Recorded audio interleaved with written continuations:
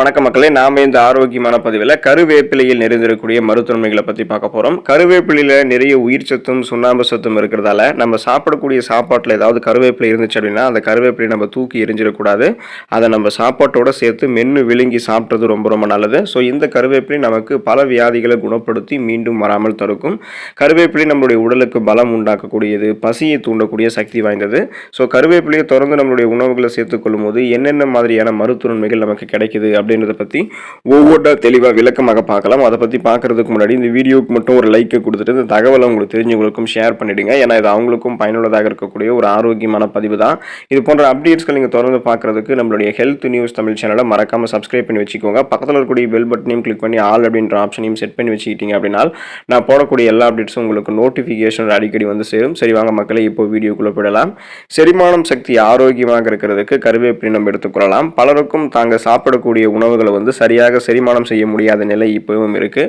So இப்படிப்பட்டவங்கெல்லாம் கருவேப்பிலை சேர்க்கப்பட்டிருக்கக்கூடிய உணவுப் பொருட்களை அதிகம் சாப்பிடும்போது வயிறு, குடல் போன்றவை எல்லாம் நல்லா சுத்தமாக ஆரம்பிக்கும். செரிமானமின்மை தீர்ந்துவிடும். குடல் சம்பந்தமான பல்வேறு நோய்கள் வந்து நீங்கி போயிடும். ஸோ செரிமான மண்டலம் தன்னுடைய வேலையை மிக சிறப்பாக செய்கிறதுக்கு சீரற்ற குடல் இயக்கம், கடுமையான மலச்சிக்கல், வயிற்றுப்பொருமல், வாயு பிரச்சனை, வயிற்றுப்போக்கு போன்ற எந்த விதமான செரிமானம் சார்ந்த பிரச்சனையும் இல்லாமல் நலமோடு வாழ்வதற்கு கருவேப்பிலையை தங்களுடைய உணவுகள் எடுத்துக்கொள்ளலாம். புற்றுநோய் குணப்படுத்தப்பட்டு மீண்டும் வராமல் தடுக்கப்படுவதற்கு கருவேப்பிலை உதவிகரமாக இருக்கும்.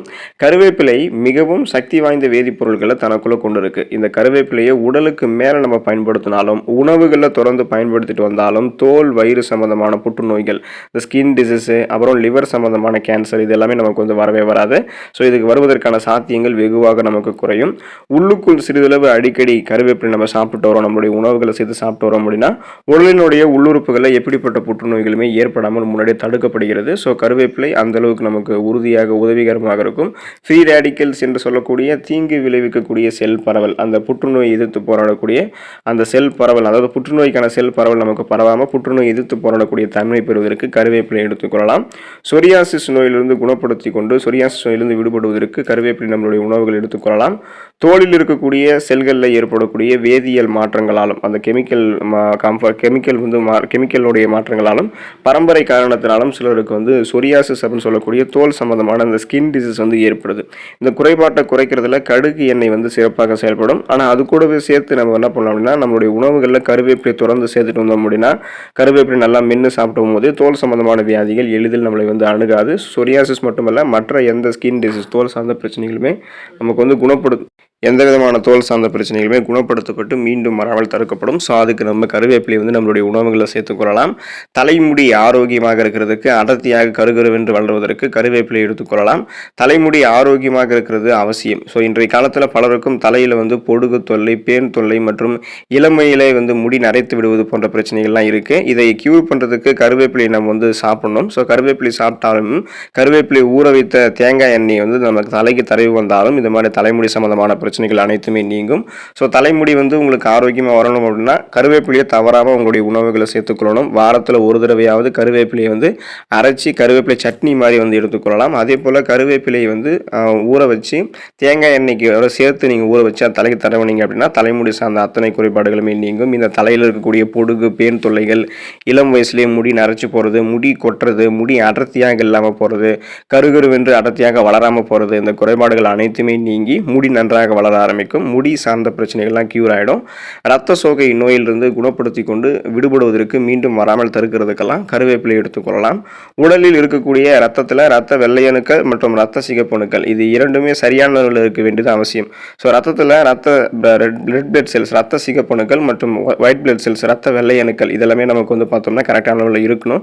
இப்போ நமக்கு ரத்த சோகை எதனால் ஏற்படுது அப்படின்னா ரத்த சிகப்பணுக்களுடைய எண்ணிக்கை குறையும் போது நமக்கு அனீமியா என்று சொல்லக்கூடிய ரத்த சோகை நோய் ஏற்படும். ஸோ இது ஏற்படும் போது நமக்கு என்ன ஆகும் அப்படின்னா ரத்த புரதமான ஹீமோகுளோபினுடைய அளவும் வந்து குறையப்படும். ரத்த சிகப்பணுக்கள் வந்து மிக சரியான அளவில் இருக்கிறதால ஹீமோகுளோபினும் கரெக்டான அளவில் இருக்கும்.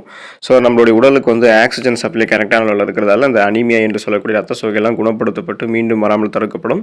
விஷக்கடி தீர்வதற்கு முதல் உதவியாக கருவேப்பிலை வந்து எடுத்துக்கொள்ளலாம். நமது வீட்டிலும் அல்லது நமது வீட்டிற்கு அருகே இருக்கக்கூடிய தோட்டங்கள், புதர்களிலும் தேல், பூரான், தேனி, விஷவண்டுகள் போன்றவை வந்து அதிகம் இருக்குது.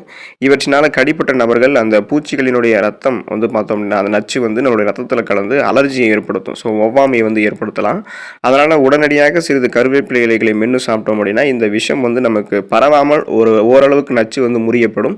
அதுக்கப்புறம் நம்ம வந்து மருத்துவமனைக்கு சென்று நமக்கான மருத்துவத்தை பார்த்துக்கொள்ளலாம்.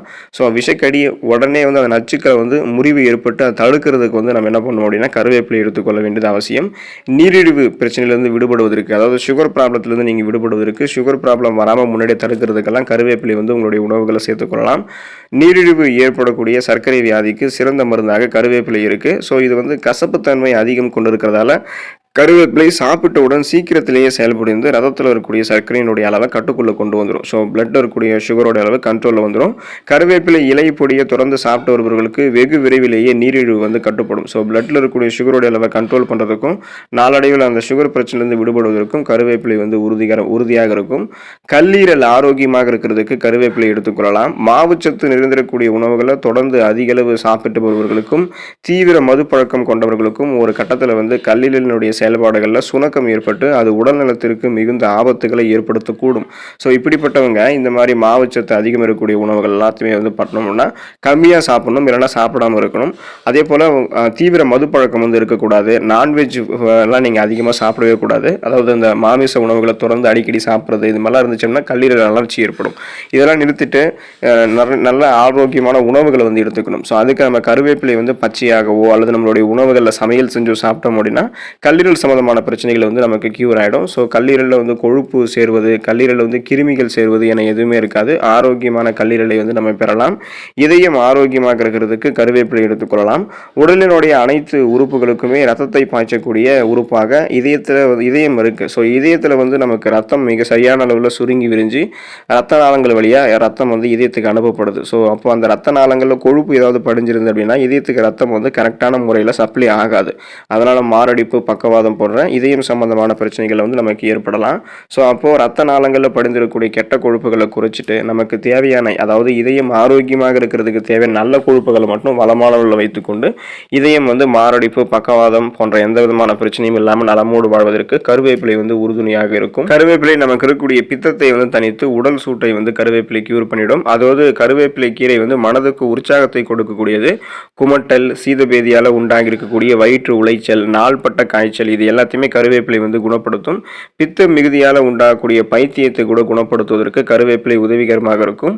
நமக்கு இருக்கக்கூடிய வாந்தி எடுக்கக்கூடிய பிரச்சனை, நாக்கு ருசி இல்லாமல் போகிறது, வயிற்று ஓட்டம், சாப்பிட்டவுடன் மலங்களிக்கக்கூடிய உணர்வு, பசி இல்லாத அந்த பசியின்மை நிலை, சளி இது எல்லாத்தையுமே கருவேப்பிலை நமக்கு குணப்படுத்தும். கண்கள் ஒளி பெறுவதும், முடி நரைக்காமல் இருக்கிறதுக்கும், நம்மளுடைய உடம்பு ஆரோக்கியமாக இருக்கிறதுக்கும் கருவேப்பிலை வந்து உறுதுணையாக இருக்கும். ஸோ தொடர்ந்து நம்ம வந்து கருவேப்பிலை எடுத்துக்கிட்டோம் அப்படின்னா நிறைய மருத்துவமைகளை பெறலாம். நாளொன்றுக்கு நம்மளுடைய உணவுகளில் கருவேப்பிலை சேர்த்து அது ஆரோக்கியமான முறைகளை சாப்பிட்டு வரும்போது நிறைய மருத்துவமைகளை பெற்று நலமோடு வாழலாம். அடுத்த ஆரோக்கியமான பதிவில் மறக்காமல் சந்திப்போம். நன்றி மக்களே.